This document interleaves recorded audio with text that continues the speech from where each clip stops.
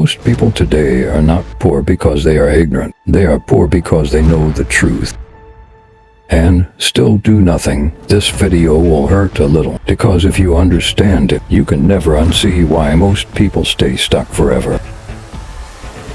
Learning about money is the new addiction. People think they are improving because they watch money videos, but watching is not changing. Saving posts is not building wealth. The brain feels progress just by learning, so it stops you from acting. That's why many people know everything and still have nothing. The system doesn't trap you with chains. It traps you with fear. People say they want freedom, but they fear instability more than poverty. They choose a safe job, a safe life, a safe dream. Years pass, nothing changes. Fear looks like responsibility, but it quietly kills ambition. Hope is the most dangerous drug. People believe one day something will save them. A promotion, a viral moment, luck. Hope keeps them calm, and calm people never escape the system.